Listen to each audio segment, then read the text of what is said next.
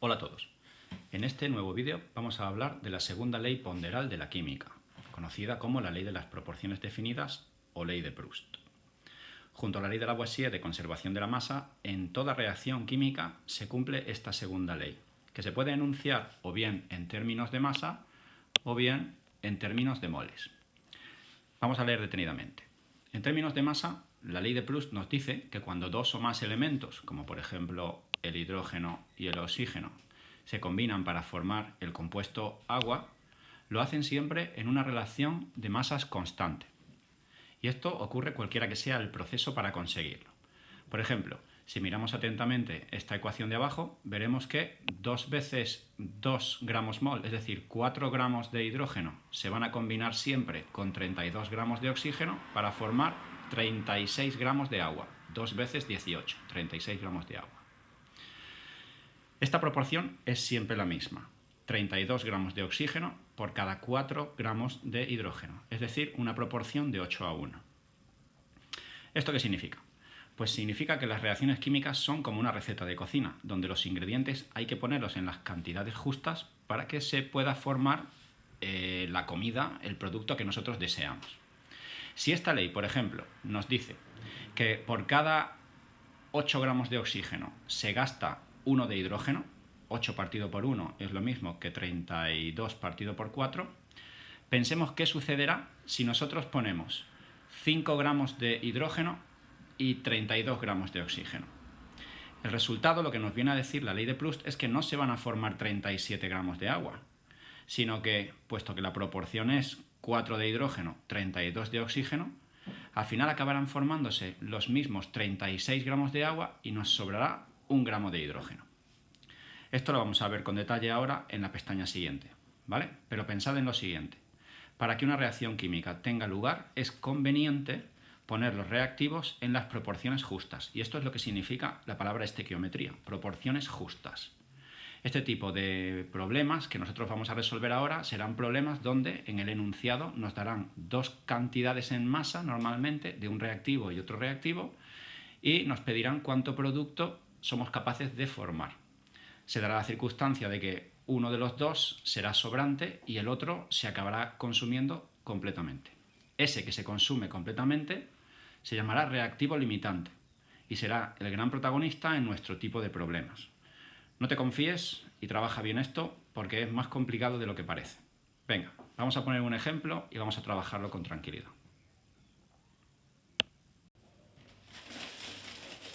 Hola. Para hacer esta segunda parte, antes de meternos en los cálculos numéricos, voy a meterme en la cocina de mi casa y voy a coger pan de molde y lonchas de queso.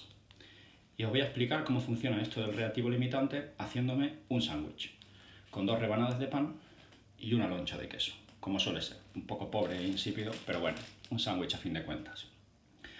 Lo que voy a demostraros es que en función del número de rebanadas de pan y en función del número de lonchas de queso que tenga, podré tener un número final de sándwiches o no.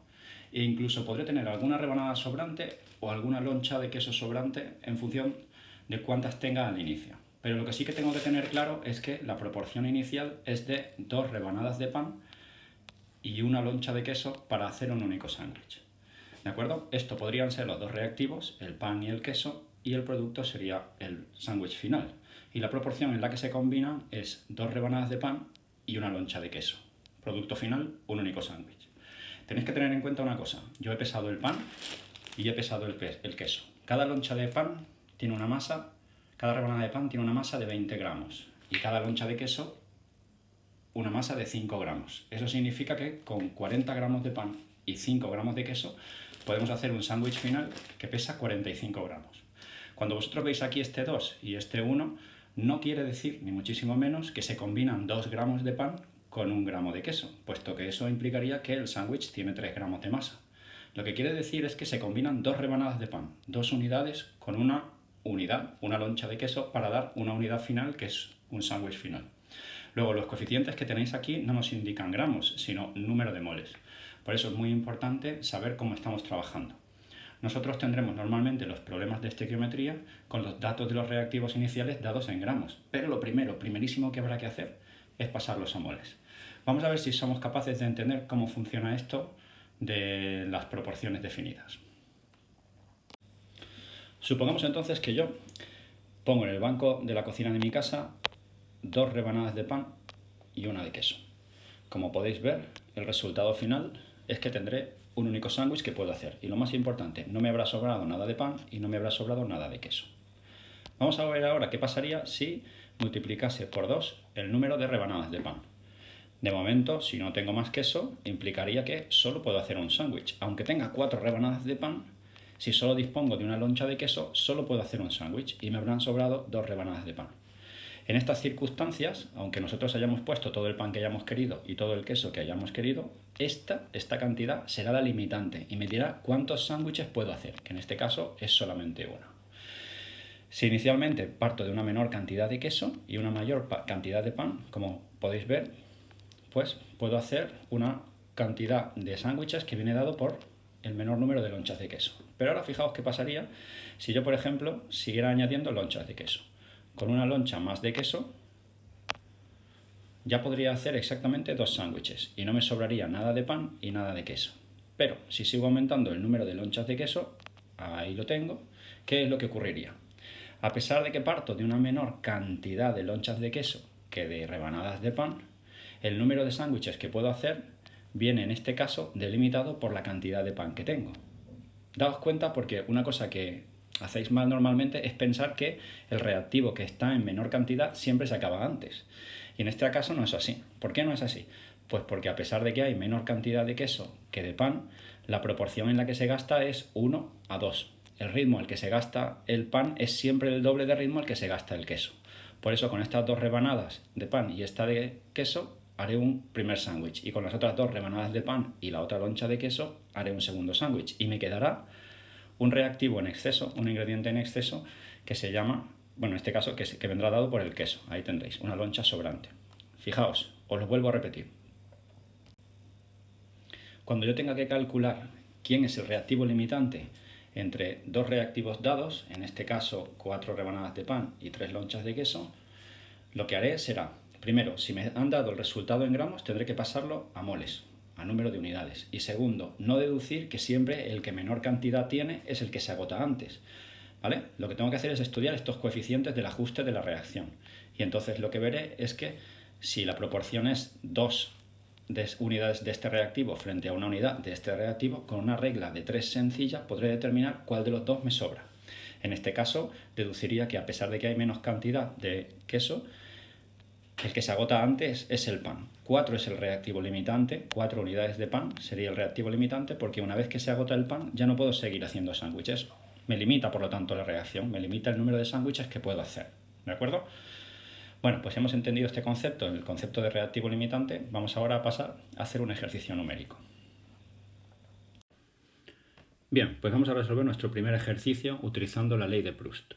En este ejercicio lo que se nos dice es que a partir de 12 gramos de hidrógeno y 42 gramos de nitrógeno queremos calcular cuántos gramos de amoníaco podemos producir. Lo primero que tenemos que saber es ver si están en proporciones estequiométricas, es decir, si se encuentran en las proporciones justas los 12 gramos de hidrógeno y los 42 gramos de nitrógeno, o si por el contrario alguna de ellos nos va a sobrar. Cuando tengamos claro qué parte de cada uno se combina con la otra parte del otro, lo que haremos será calcular exactamente los gramos de amoníaco que podríamos obtener.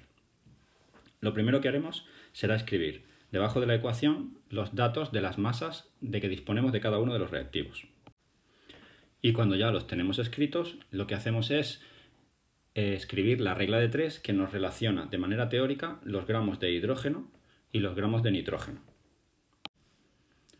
La interpretación correcta de la ecuación química nos dice que si 6 gramos de hidrógeno reaccionan con 28 gramos de nitrógeno, y eso lo vemos aquí, 3 veces 2 son 6 gramos de hidrógeno, reaccionan con 28 gramos de nitrógeno, esta es la relación teórica.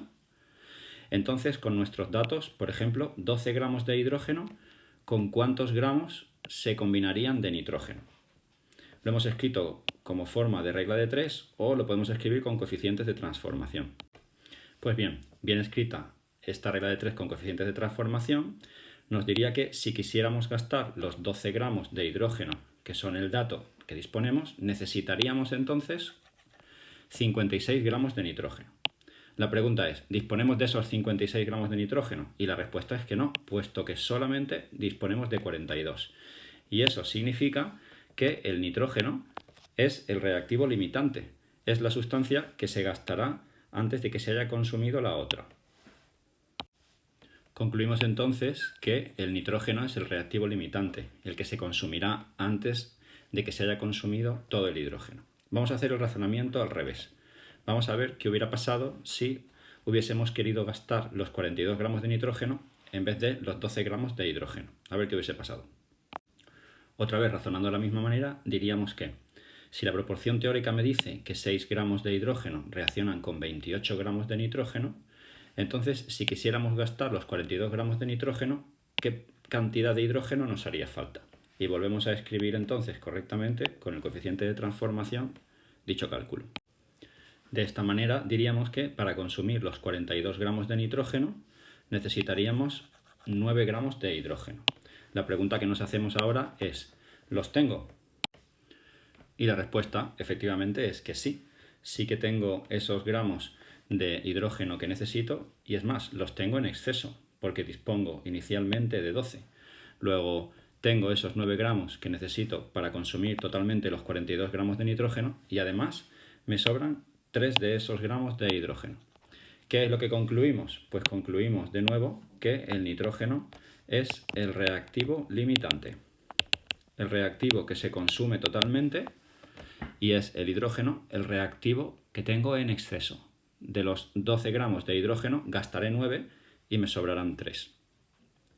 Por lo tanto, ahora que ya tengo localizado cuál es el reactivo limitante, podemos hacer el cálculo de cuántos gramos de amoníaco podremos formar. Ahora en este punto viene algo muy importante. Para hacer el cálculo de los gramos finales del producto hay que tener en cuenta que solamente se puede utilizar los datos del reactivo limitante, que es el único que se transforma totalmente en producto. ¿Vale? También podríamos utilizar, y esto es cierto, solo la parte del reactivo en exceso que se consume. Es decir, de los 12 gramos del hidrógeno iniciales podríamos hacer los cálculos con los 9 que se consumen. Pero nunca se puede hacer el cálculo de los gramos de amoníaco con todo el reactivo en exceso. Si hiciéramos los cálculos de cuántos gramos de amoníaco se consumen con los 12 gramos de hidrógeno, tendríamos un resultado erróneo. ¿De acuerdo? Así que os escribo aquí el aviso para que no se os olvide. Pues aquí lo tenemos.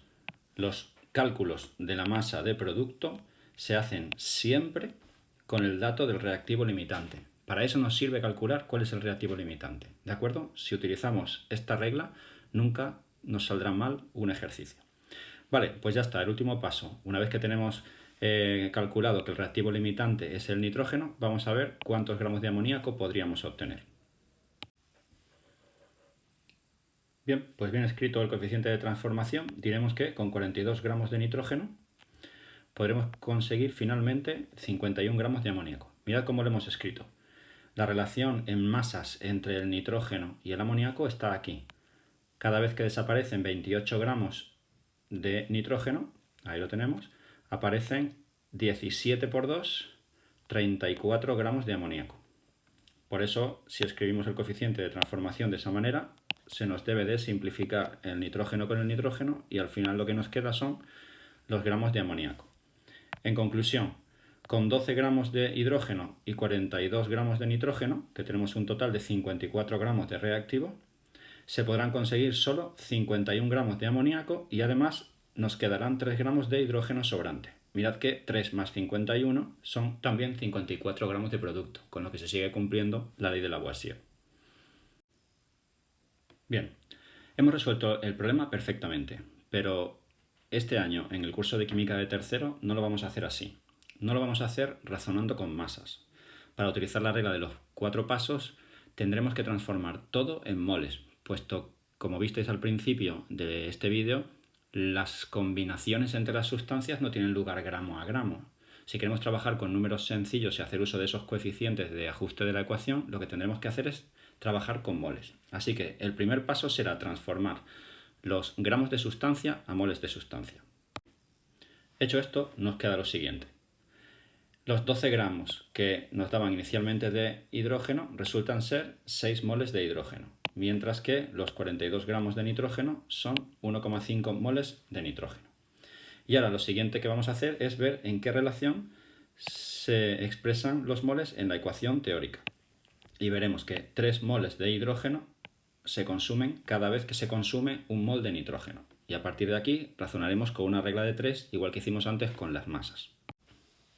Esto es, la teoría nos dice que si 3 moles de hidrógeno se combinan con un mol de nitrógeno, ese 3 lo vemos aquí y el 1 lo vemos aquí, entonces, haciendo uso de nuestros datos, ¿cuántos moles de hidrógeno se combinarán con 1,5 moles de nitrógeno que disponemos?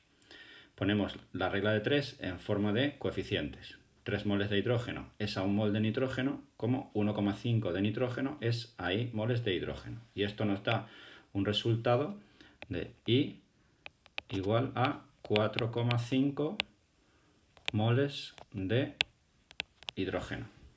Dicho de otro modo, para que nos entendamos, si queremos consumir todo el nitrógeno, 1,5 moles, tendremos que gastar también 4,5 moles de hidrógeno. Y ahora nos hacemos esa pregunta, la de antes. ¿Lo tenemos? ¿Tenemos esa cantidad de hidrógeno?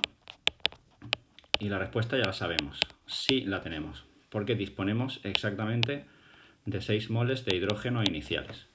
¿Eso qué significa? Eso significa que va a reaccionar todo el nitrógeno, van a reaccionar 4,5 moles de hidrógeno y nos van a sobrar 1,5 moles de hidrógeno. Por lo tanto, como hemos visto antes, el reactivo limitante es el nitrógeno, que es el que se consume entero. Una vez hecho esto, podemos hacer ya el cálculo de la cantidad final de producto que podemos conseguir a partir de ese 1,5 mol de nitrógeno. Y lo hacemos con la regla de los 4 pasos. Bien, pues aquí lo tenemos. Transformamos los 42 gramos de nitrógeno en moles de nitrógeno. Este es el paso número 2. Esto es lo que nos da 1,5 moles de nitrógeno. Lo siguiente que hacemos una vez tenemos los datos del reactivo reactivo limitante en moles, lo que hacemos es relacionarlo con los moles de producto. Aquí vemos que se forman 2 moles de amoníaco cada vez que desaparece un mol de nitrógeno. Y esto lo tenemos aquí. Aparecen 2 moles de amoníaco cada vez que desaparece un mol de nitrógeno. Cuando ya tenemos hecho la transformación de moles de reactivo en moles de producto, lo que hacemos es pasar los moles de producto a gramos de producto. Y eso lo hacemos con el dato de aquí arriba. Decimos que un mol de amoníaco tiene una masa de 17 gramos. Aquí está, un mol de amoníaco, 17 gramos de amoníaco. Para saber que hemos hecho bien el ejercicio, todas las unidades deben de poder anularse, salvo la última. Moles de nitrógeno, moles de nitrógeno, moles de amoníaco y al final la única unidad que nos queda sin simplificar son los gramos de amoníaco, con el número calculado que es 51, como hemos hecho antes. Bien, pues con esto el problema estaría resuelto. Pero ahora mirad, ojo con lo que voy a hacer ahora. Lo que voy a hacer ahora está mal. Voy a resolver el problema del cálculo del producto utilizando como dato el reactivo sobrante. Voy a ver cuántos gramos de amoníaco se nos hubiesen formado si en vez de partir de los 42 gramos de nitrógeno hubiese partido de los 12 gramos de hidrógeno, suponiendo por tanto que todo el hidrógeno pasa a transformarse en amoníaco, ¿vale? El dato que voy a utilizar es incorrecto porque no voy a hacer los cálculos con el reactivo limitante y por lo tanto los datos de los gramos finales de amoníaco van a ser incorrectos, ¿de acuerdo? Vamos allá.